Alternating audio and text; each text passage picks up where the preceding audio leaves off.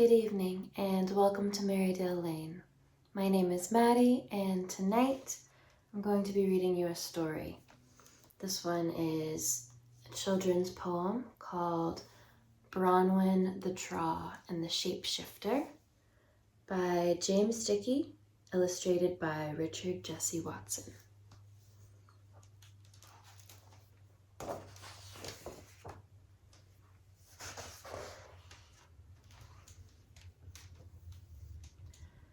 Blue rocks and an ocean-wide river, and a house that sat out on a ledge. With her mother and father and flowers, Bronwen lived at the morning glow edge. From the window she'd look out at daybreak, deep into the brimming blue haze that, while her blue eyes stood watching, burned away in the river's far blaze. Her mother'd look up from her planting, in her light-blowing dahlia blouse, as Bronwen came over the flagstones in her sunflower hat from the house. She would kneel in the brown of the garden, with the pines in their jackstrawing straw, and dig round the roses and tulips with the tingling 3 prongs of her traw. The traw was a kind of a trowel, but her dad made it curve like a claw, and cut out with tin snips the fingers of the world's only really real traw. The fat worms knew she meant business, as with ointment of zinc on her nose, she dug for the magical color that comes up through the stem of the rose. But when sun passed the bee-winged greenhouse, growing big and red less and less bright, she would lift up her eyes from the rosebed and look round in the less and less light. The grass would grow dark and the flowers, and the sun disappear in a field, off yonder where roads came together, and the light in the river was sealed.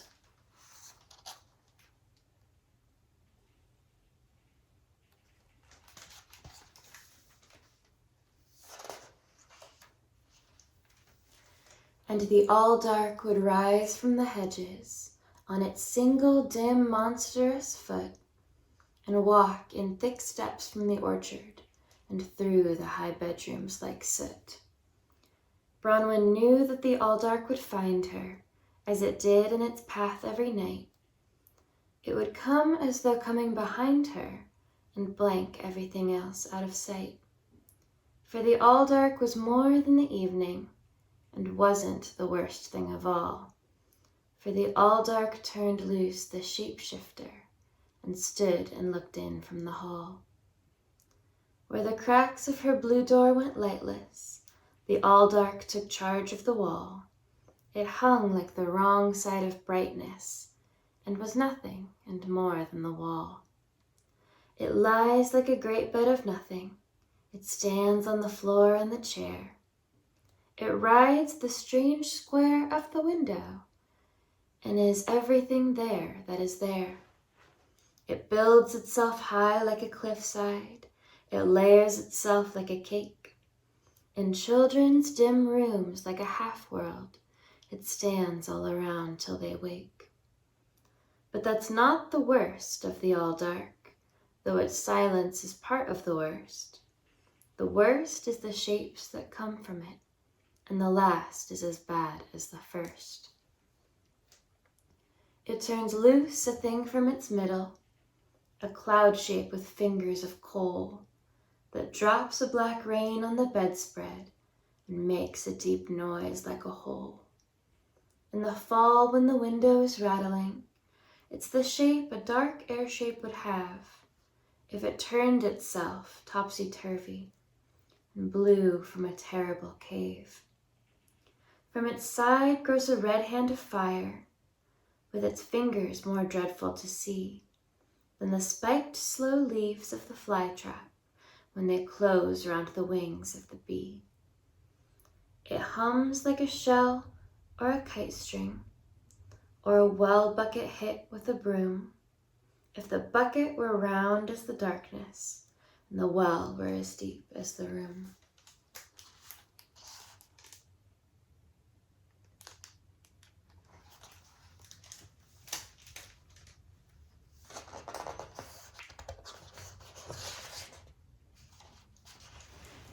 In the ring of the all-dark lay Bronwen, with the pain on one side and the moon, with the 4 shapeshifters emerging and making their moves one by one.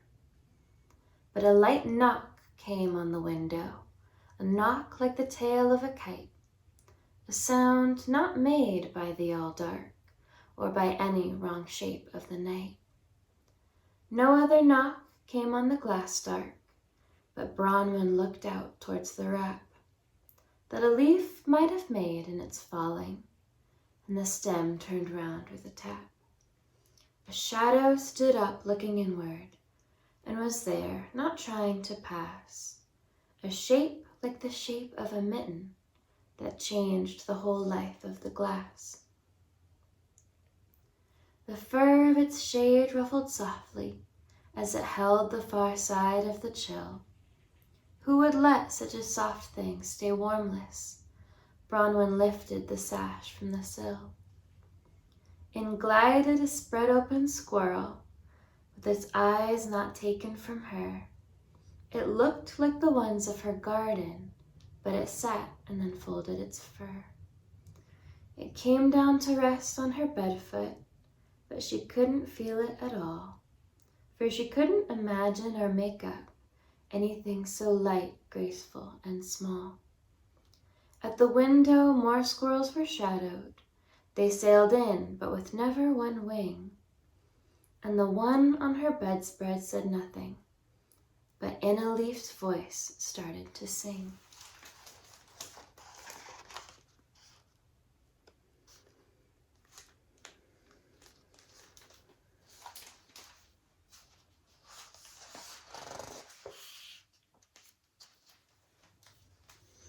Are you Bronwen of the blue cliffs, of the garden and the sun? Are you Bronwen of your parents and their one and only one? Are you Bronwen of the roses and the crow's split-level caw? Are you Bronwen of the fountain? Are you Bronwen of the Traw? I am Bronwen, Bronwen, Bronwen. I am Bronwen of the hose. I am Bronwen of the sprinkler. I am Bronwen of the rose. I am Bronwen, Bronwen, Bronwen. I am Bronwen most of all. I am Bronwen when I do and when I don't. I am Bronwen of the blue eyes. I am Bronwen of the cliffs. I am Bronwen when I will and when I won't. I am Bronwen, Bronwen, Bronwen. I am Bronwen all the time. I am Bronwen with 3 freckles on my nose. I am Bronwen of the rabbit. I am Bronwen of the wren. I am Bronwen from my pigtails to my toes. I am Bronwen, Bronwen, Bronwen. I am Bronwen once again. When you see me, you are glad at what you saw. I am Bronwen of the fountain, of the river rose once more. I am Bronwen of the blue eyes and the Traw. You must come with us in moonlight. You must glide with us and cross the wide gray star-bright river in a shawl of riding moss. But you are only squirrels, no matter how you try. You are only mitten squirrels, and you can't even fly. We can't fly like hawks and eagles. We can't go where condors go. But on silver nights of autumn, we glide down and down like snow. We are flying squirrels only, but we float like thistledown. We ride like every wind there is, where every wind has flown. We must take you to our country. We must lift you like a ghost. You must take a magic weapon, the thing you love the most. It can't be big and scary. It must have its own right name. The most loved and the most you use, for these are both the same.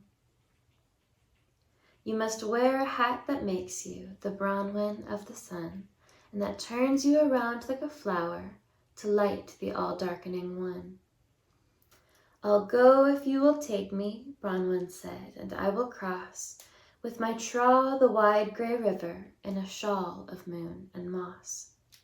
In a net of threads they set her, in a room gone more than still. In light tree wool they lifted and launched out from the sill.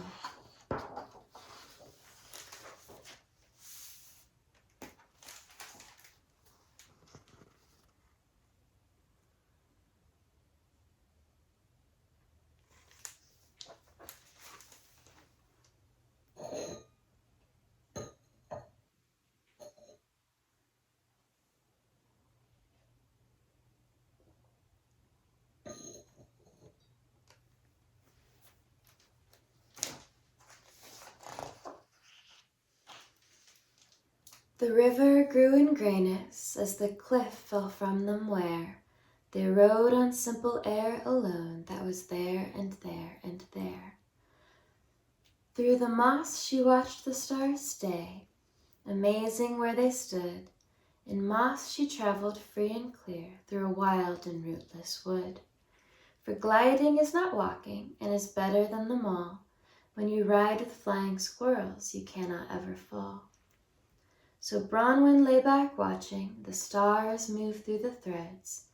All children should have such delight when they look out from their beds. They should see the gentle ruffling fur of squirrels at their ease, upholding them in gentle air in the swaying strings of trees. They sank to the far earth so gently that there was no change in the air. They touched the low leap of a hilltop and came to rest cradling just there. It was the softest green country that a moss bed in flight ever felt. If there'd been more softness even, it would have had reason to melt. The squirrel who'd sat on her bedfoot in her home on the high steady stone brought a kingly great squirrel to meet her, and she took his gold paw in her own. We have brought you far over the water because we are living in fear. You may think this the gentlest of countries, but a one-footed terror lives here. Its name is the great spreading Aldark, and it falls on us here in the east, when the sun rolls away to the westward and leaves us to each secret beast. The weasels can find us and nighthawks. From the snakes we go rigid with fright, and we fall to the owls and the wildcats and all things that can see without light. We have heard that you have in your garden a tool like a marvelous claw that can take on our own kind of magic. Bronwen said, "It's all true, it's my Traw. But how did you hear that I had it? And I surely don't know how to fight." The hat on your blonde head turns sunward, and against all the force of the night.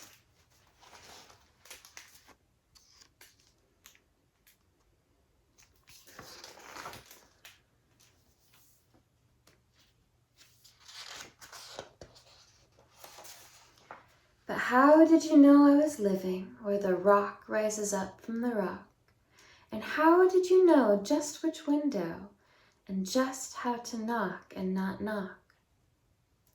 The seagull told us, the robin, and the wren and the red butterfly, all the wings that come over the river and do their best things in the sky. "I'll do what you asked me to come for," Bronwen said, "but where must I go?" "First to the bright turning fountain, where the waters rise up as they flow. Then you'll fight in the rocky arena, the Aldark's main cave and his lair. It's like a great hole and a quarry, and the shapeshifter lives with him there." In a clearing the fountain was turning, and the squirrels placed Bronwen inside. She stood still as the live drops went round her, like a ring she could center with pride. She gazed through the high rounding water, and the shapes that danced there like the moon were angels and horses and dolphins that went and came back as they spun. And sometimes they danced all together, so the horse and the dolphin were one, and you could not tell running from swimming, or how this bright mystery was done. She held up the Traw to the sparkle, to the bend of the high looping lines, and 3 drops fell misting together on the Traw and its 3 tingling tines.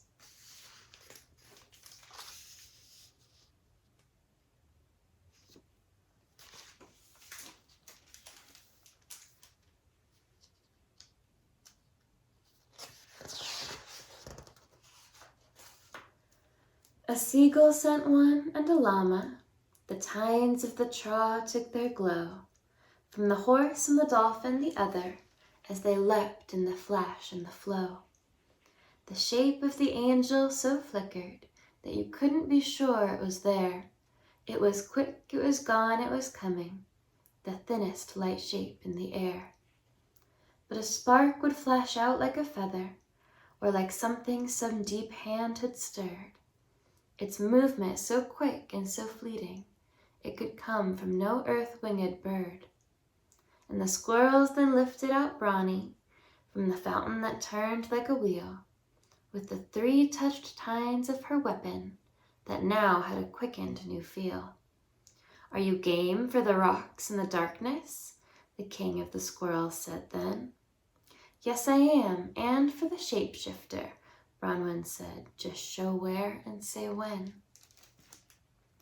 "Where the blackness is blacker than any, like a great open mouth, like a jaw, you must do what you can with your gumption and your sunflower hat and your traw."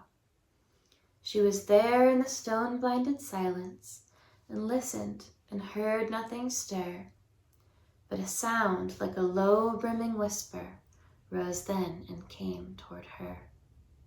In a second she was high in a whirlwind, she was upside down turning like straw, but her hat stayed in place although cockeyed, and she held to her fountainous Traw.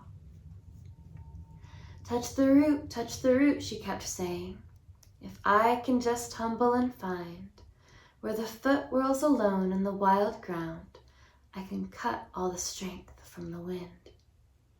And she fanned herself out like a diver, spinning down through that buffeting hall, and touched the crazed foot of the air beast, and the wind fell off and let fall.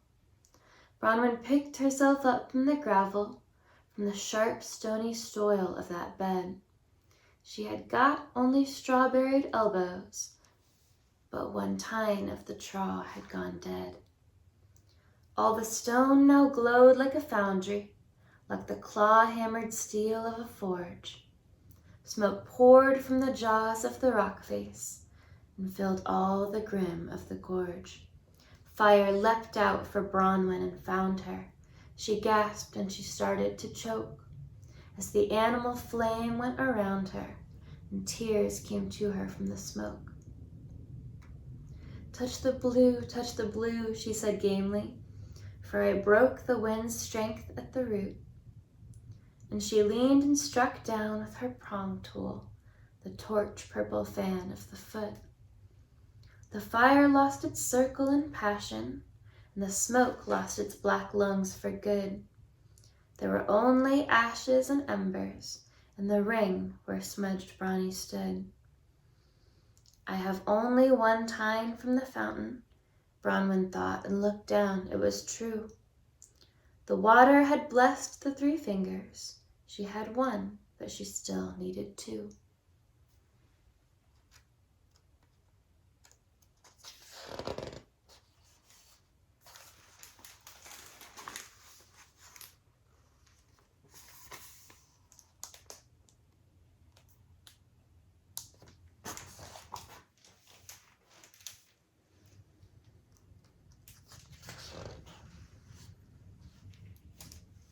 The all-dart gives no time for waiting. When it fails, it comes right back again. A great tidal wave sprang for Bronnie. The rocks had held somewhere within. Her feet were swept out from under, and she hung in the curve of a wave. The bottom sand swirled up around her, like the grains in a dust devil's cave. The foot of this thing moves too swiftly, Bronwen thought as she struggled for breath. I can't do what I did with the others, for this foot is more deadly than death. I must somehow get up to the topside to save what I'm trying to save. I must reap the wild white of the water, for a wave with no crest is no wave. With her dog paddle strokes and her hat down, on her ears like an umbrella flower, Bronwen frog-legged up the green smash wall and reached the white line of its power. Along this she sped like a sunfish, like the triple-toothed blade of a saw, as the crest of the wave was reaped helpless, with the last rushing tine of her Traw. The waves sank down into sand dust, like a shell dripping Bronwen rolled there, with her traw bent, flattened, and corkscrewed, and the water gone safe as the air. But beneath her 2 feet there then opened the endless deep black of the earth. Though Bronwen stood fast, she knew surely that this was death's gopher-broke birth. Come back, leap back, gutsy Bronwen, for your traw has gone dead in your hand. You cannot fight the mad suckhole that can take the whole life of the land. No, I'll stand once again, said blonde Bronwen. I'll stand with my traw and my hat. I'll stand for the world's frightened children.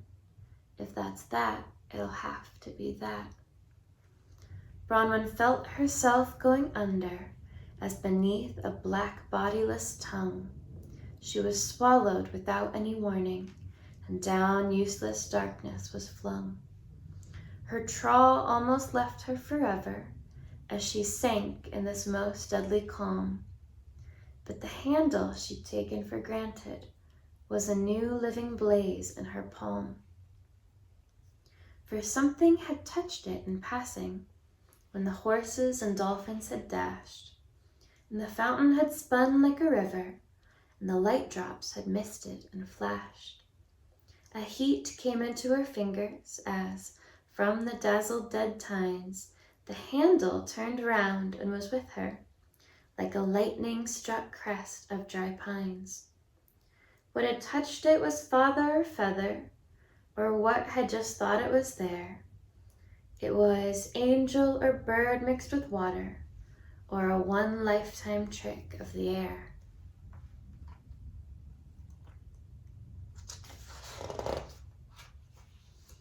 But the flash from the quick of the fountain found the mud at the glut of its suck, and the earth healed entirely around her, and some was just guts and some luck.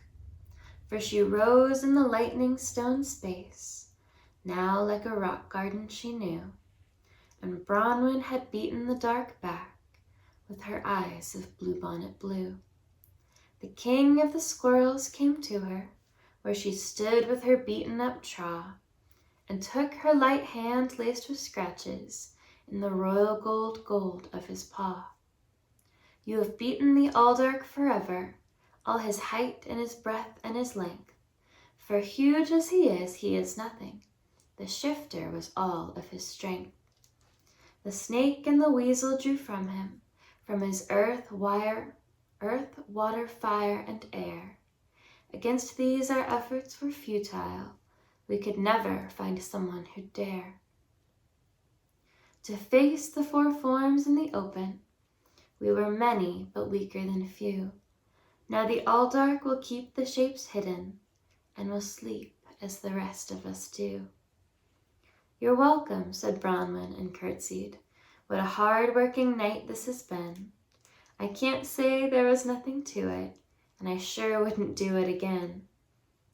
To get you back over the river, we'll have to use muscle and wit, for you live on a cliff top already, and we'll need to get higher than it.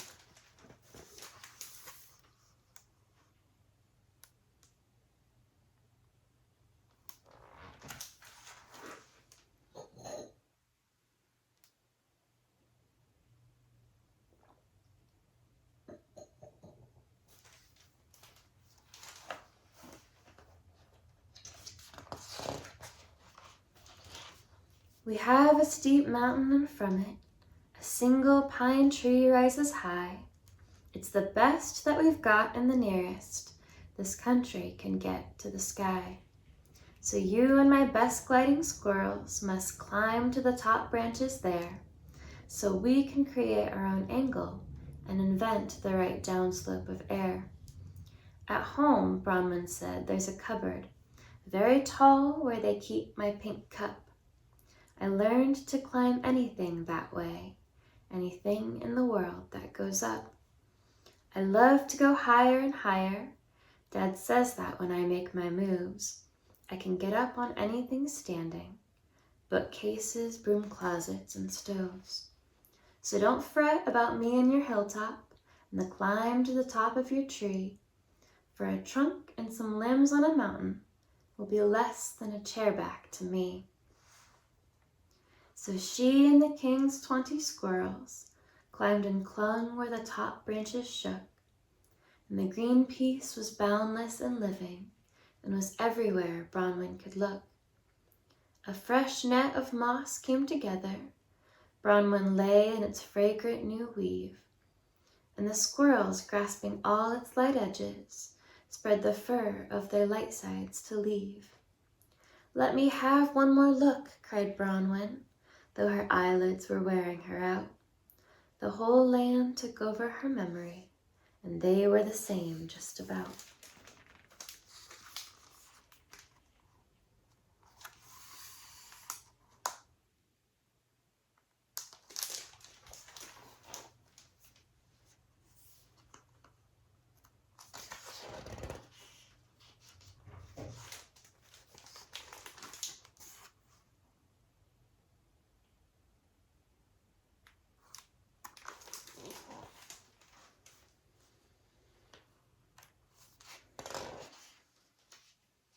From the twigs that were smallest and highest, where Bron and the whole country slept, the squirrels took aim upon distance and lifted their sleeper and left.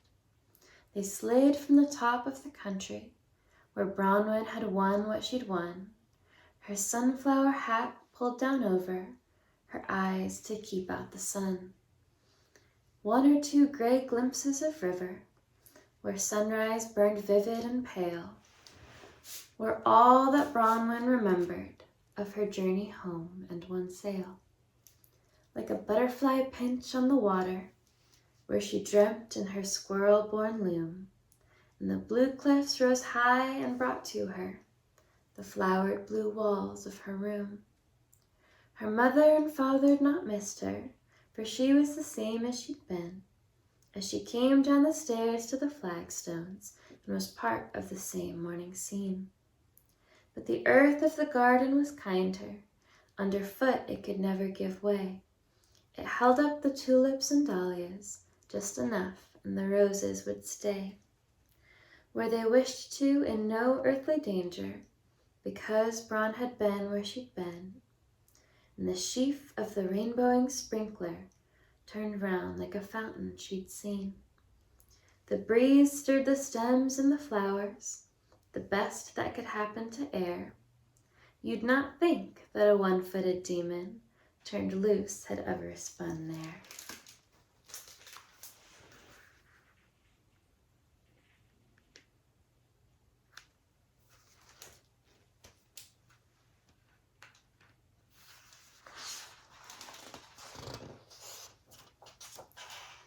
On the hearth the embers glowed deeply.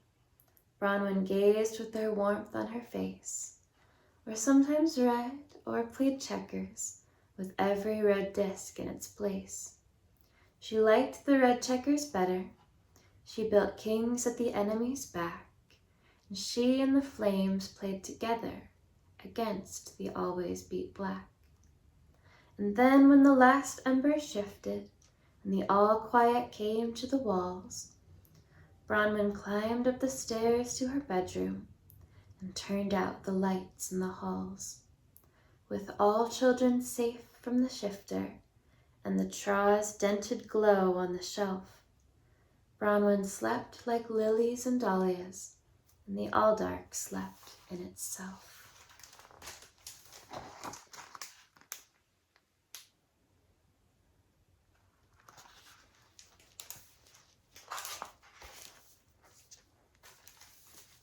Thank you for joining me tonight, and have a very happy Halloween.